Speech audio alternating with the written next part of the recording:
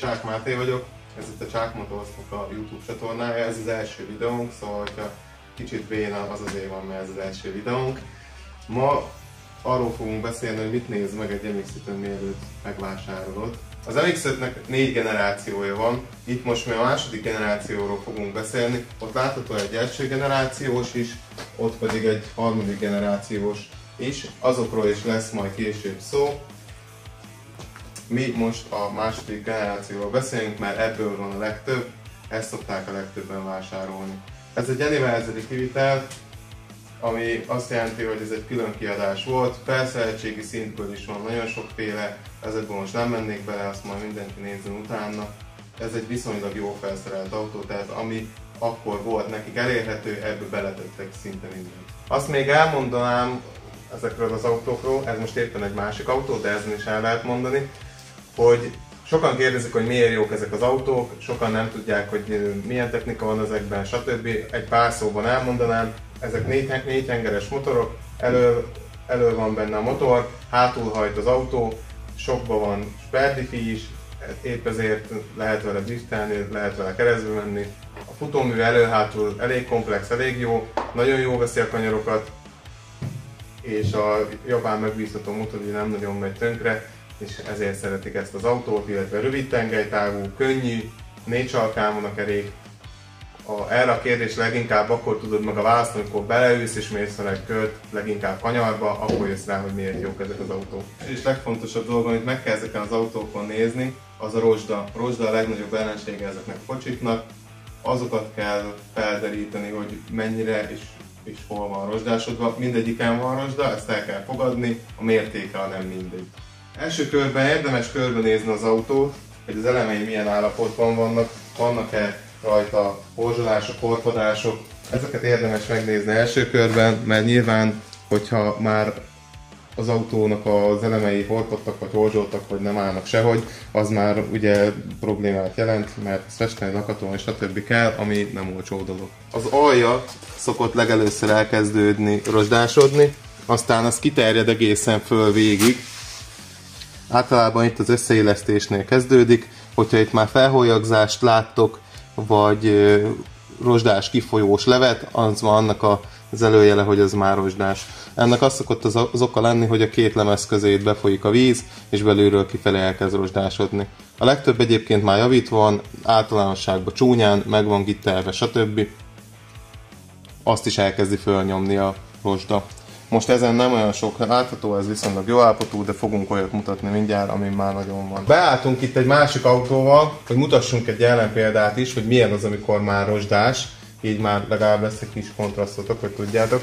Tehát itt ez, amikor már itt fönt is rohad, akkor már ugye itt a komplektívet cserélni kell. Látjátok, itt belülről kezd kifelé, itt lent is. Ez a lenti rész csavarhúzóval. Azért ne kezdjétek el szurkálni az eladó autót, mert el fognak küldeni a portáról. Tehát itt alul kezd el rohadni általában, illetve itt az összeillesztésnél, mint ezen is látszik már. Itt kezd el rozsdásodni, és akkor körbe megy mindenhol. Nyilván ez is orvosolható, illetve alatt a középküszöb is már rozsdás ilyenkor. Lehet orvosolni, de azért az már zsebben nyúlósabb projekt. Következő kardinális pont az a csomagtér ajtónak az alsó pereme, illetve itt a rendszámtábla világításnak a kis lyukai. Ennek például már látszik, hogy itt elkezdte a peremét tenni a rozsda, ennél sokkal rozsdásabbak is vannak nyilván, illetve ez az alsó fala teljesen ki szokott rohadni, ennek még jó, de erre is majd mutatunk ellenpéldát. Következő pont az a váznyúvány, erről sokat hallhattok, olvashattok, ettől fél mindenki a legjobban, MX-5 első váznyúvány szétrohad, szarnak rohad. Valóban igaz, nagyon kevés van, amelyiken még nem volt cserélve, ezen már pont volt cserélve, ezért itt nincsen már rozsda, itt ezen a részen szétszakott, telibe, általában át is lehet rajta látni, a stabilizátornak a tartója is már leszakott, kiszokott belőle szakadni. Ez a másik probléma. Itt most nyilván fölemeltük az autót egy csápos emelővel, amikor ti elmentek nézni autót, nyilván nem tudjátok felemelni maximum egy krokodilemelővel, Érdemes felemelni és alámenni, alábújni, amennyire tudtok, hogy ezt a pontot meg tudjátok nézni, illetve most nincsen rajta az alsó burkolat, de hogyha rajta van kívülről, akkor is látni a váznyúlványt, illetve belülről is. Az alja az autónak a padlólemez, illetve ezek a hossznyúlványok nem nagyon szoktak rohadni, rozsdásodni szokott, felületi rozsda mindegyiken van, a futóművön is általában szokott lenni felületi rozsda, ettől nem kell megijedni, ezek ilyenek, tehát ez egy 25 éves autó, ennek nem lesz makulátlan az alja, mindegyiken van valamennyi rozsda, általában ezek ilyen felületi, ami csúnyán néz ki, de nem, nincs átrohadva. A rozsdának az utolsó pontja, amiről most beszélünk, az a futóműnél, amit érdemes megnézni, az a bölcsőnek a belső pontja, itt a kipufogónál. Itt szokása még neki, hogy átlyukad, illetve a lengőkaroknak a belső pontjai, a hátsó lengőkaroknak a belső pontjai szintén itt szét szoktak rohadni, annyira, hogy át is lyukad. Nyilván, hogyha az átlyukad, meg annyira szét van rohadva, akkor azt ki kell cserélni, azzal nincs mit tenni. Ez egy általános rozsda, van rajta nyilván, de nem veszélyes. Tényleg egy kicsit a motorjáról és a műszaki dolgairól az autónak. A motorja ezeknek elég golyóálló, tehát viszonylag megölhetetlen, nyilván mindent tönkre lehet tenni. Ezek műszakilag elég megbízhatóak, tehát viszonylag ritkán van olyan, hogy megáll az autó valami miatt. Olajfogyasztás az jellemző rájuk, arra oda kell figyelni, hogyha néztek egy autót és kihúzzátok a nívópálcát és kevés olaj van benne, vagy minimumon van, vagy a csomagtérdeben van egy olajos flakon, az nyilván azért van, mert valószínűleg eszi az olajat, illetve hidegen egy nagyobb gázfröccset lehet adni, nem lepadlózni, szétforgatni, csak egy nagyobb gázfröccset lehet adni, és hogyha kék füstöt dob, akkor nyilván fogyassza az olajat. Mindegyik fogyassza, valamilyen szinten nagyon kevés már sajnos az, amelyik nem eszi sem ennyire. Ezzel együtt kell élni, a mértéke nem mindegy. Olajfolyás is elő szokott fordulni ezeknél az autóknál. Általában ilyen tömítéses dolgoknál, például az első szimmering, látszik is rajta, hogy itt folyik a vezérlésburkolat alól. Az egy szimmering cserével általában orvosolható, nyilván ahhoz meg kell bontani a vezérlés, stb. De ez viszonylag könnyen orvosolható. Hátul szintúgy, hátsó szimmering szokott folyni, szintén a főtengely szimmering vagy a főtengely szimmering háznak a tömítése. Ezeket is lehet orvosolni, nem olyan nagyon veszélyes dolgok. Nyilván váltót le kell venni, stb. Tehát azért szerelgetni kell, de az alkatrész hozzá az nem veszélyesen drága. Illetve hátsó a differenciálműnek a féltengely kihajtásánál is érdemes rápillantani. Itt van benne egy szimmering, azt is érdemes megnézni, hogy ott van-e olaj, csillogás, stb. Ha már itt vagyunk alatta, akkor beszéljünk egy pár szót a kipufogóról is. Ezek is szét szoktak rohadni, tehát itt is a rozsda a legnagyobb ellenség. Ezen is látszik, hogy már a hátsó részét cseréltük. A középső része, ez a gyári katalizátorja, általában nem szokott már rajtuk lenni a gyári katalizátor, viszont a nem gyári katalizátorra a CO értéket nem is szokta tudni. Ezek a gyári katalizátorok már rozsdások, meg csúnyák, de legalább tudja a CO értéket. Illetve az első összekötő cső is ilyen rozsdás szokott lenni, ameddig ki nem lyukad, addig nyilván jó, de ezekből még lehet azért venni bontott jó állapotút, újat nem nagyon lehet se katalizátorból, se összekötőből, középdobból és hátsó dobból lehet venni újat, azt érdemes is ezeknél cserélni, mert azok is szét szoktak nagyon rohadni. A rohadásnak a fő oka ezeknél a kocsiknál az, hogy a vízelvezetők, amik gyárilag itt lennének, azok, mint ennél is, be vannak alvázvédőzve. Ezzel ugye nincsen probléma, mert itt ki van fúrva már, tehát mi például szoktunk ide egy furatot tenni, és akkor ki tud jönni a víz. A legtöbbnél viszont nincsen ilyen, és mivel hogy ott mögötte megáll a víz, és nem tud kijönni, ezért kezd el rozsdásodni. A másik fölötte lévő, ez a tetőnek az összefolyója, ez vizes is. Ez azért van, mert valószínűleg el vannak kidugulva. Ezeket érdemes áttakarítani. Néha van is rá külön célszerszám, de egy dót is jó, de erről majd fogunk egy külön videót csinálni, hogy ezt hogy kell kitakarítani. Az már karbantartás része. Ezt vásárlásnál rá lehet pillantani, hogy nedves esetleg, mert hogyha nem esett mostanában és nedves, az azt jelenti, hogy föl van benne telve a víz, és csak csorog kifelé lassan. Még itt a lefolyókról egy kicsit beszélek, mert ennél pont nincsen lealvázvédőzve, azért bentebb emeltük meg a kocsit, hogy lássuk ezt, hogy most miről beszélek. Tehát ez lenne a gyári kifolyója ezeknek, de általában ezek már be vannak alvázvédőzve, tehát itt ezek már nincsenek rajta, azért is mondtam, hogy érdemes ráfúrni egy lyukat ide, például, és akkor ki tud belőle folyni a víz. Illetve ennek az autónak a nyúlványán is látszik, hogy elkezd rozsdásodni, tehát ez itt már foszlik, illetve itt alul is látszik, hogy már foszlik. Tehát ilyen az, amikor már föl is van puklisodva, tehát a két lemez között elkezdi a rozsda szétnyomni az anyagot. Ilyen az, amikor már rossz és csereérett. Még egy pár szót beszélek a differenciálműről és a váltóról. Kétféle váltóval voltak ezek, 5-sebességes és 6-sebességessel.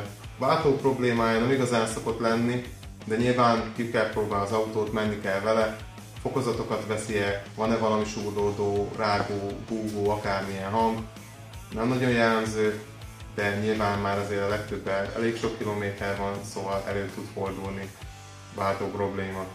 Diffiből háromféle van ezekben, van nyitott és kétféle sper. Van egy Torsen rendszerű sper és egy Fuji rendszerű vagy nevű sper. Ezeket majd egy másik videóban elmondom, hogy melyik hogy működik, stb. Nyilván, hogyha veszünk autót, akkor valószínűleg az előző tulajja tudja, hogy milyen van benne. Hogyha nem, akkor azt majd egy másik videóban meglátjátok, hogy kell megnézni, hogy milyen sper van benne, illetve hogy van-e benne. Beszéljünk egy kicsit a tetőkről is. Ebből két fő anyagú van. Van az egyik, ez a PVC alapú vinyl, vagy vinyl, vagy ki hogy nevezi. Ebből volt a legtöbb, gyárilag ez egy ilyen kemény anyag. Ez csúnyán öregszik, illetve ezekkel azért már szokott probléma lenni ilyen korukra. Itt az oldalán kezd el először felrepedezni, utána elkezdenek hosszirányú repedések lenni benne, és akkor ugye, mivel hogy kikeményedik az anyag, mert elöregedett, el tud törni, repedni és beázik a kocsi. A másik anyag az a vászon alapú mohair vagy mohair, ezt is többféleképpen hívják. Az NC-ken már az összesen ilyen volt gyárilag, azért is egy NC-n mutatom meg. Ez egy sokkal puhább anyag, sokkal jobban bírja a gyűrődést, nem törik, nem reped, ezek nagyon sokat kibírnak. Hogyha már ilyen anyagú tető van az MB-n, akkor azzal valószínűleg nem lesz gondod. Nyilván mechanikai sérülések ezen is tudnak keletkezni, de önmagától nem nagyon szoktak ezek már tönkre menni, mint a másik PVC alapú tetőnél. Tetőknél még annyit érdemes megemlíteni, hogy ezek úgy működnek, hogy innen, ami lefolyik víz, itt körbe belemegy egy esőcsatornába, és itt ugye a falevelek is bele tudnak menni, és ezek el tudják dugítani az esőcsatornát. Az miatt is be tud ázni az autó, hogy feltelik az esőcsatorna vízzel, és onnantól kezdve elkezd a kaszniból befelé folyni a víz, illetve hogyha a tető ki van valahol szakadva, repedve, akkor is a kaszniból be tud folyni a víz. A kaszninak a legalsó pontja majdnem az EQ, tehát azért problémás a beázás, többféle okból is problémás, meg büdös is van benne, meg elkezd belül rozsdásodni, illetve az EQ el tudja lepni a víz, és onnantól kezdve nem indul be az autó, vagy elektromos problémái lesznek. Tehát a beázásra nagyon oda kell figyelni, de ennek vannak azért jelei, belejössz az autóba, büdös van, fölhajtod egy kicsit a szőnyeget, érezni fogod, hogyha nedves vagy nyírkos az anyag. Belső dolgokról még egy pár szót mondanék. Belül is olyan problémái szoktak lenni inkább, ami öregedésből adódik, kormány el szokott kopni, szét szokott fosztani. Váltógomb, váltószoknya is szétszokott. A középkonzolnak a zsanérja szokott még szétnyílni, elnyílni.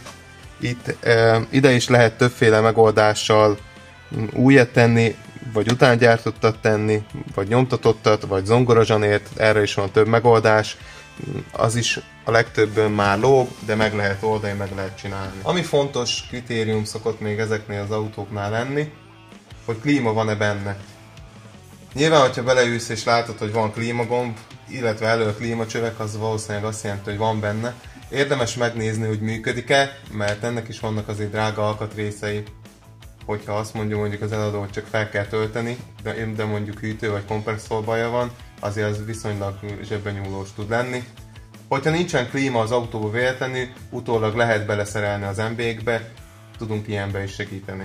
A lényeg, ez egy megbízható japán autó, hogyha belejössz, mindig mosolyogni fogsz, nagyon jó vele menni, nagyon szeretni fogod, ezt a vár dolgot azért nézd át, de ezeket, amiket elmondtunk, mindent lehet javítani, mi mindent meg is tudunk rajta csinálni, alkatrészt is tudunk hozzá biztosítani, szóval nem kell annyira megijedni tőle, hogyha vannak bajai. Nyilván azért ne legyen szétülve teljesen az autó, de ha szét van, azt is meg tudjuk csinálni, csak pénz és idő kérdése minden.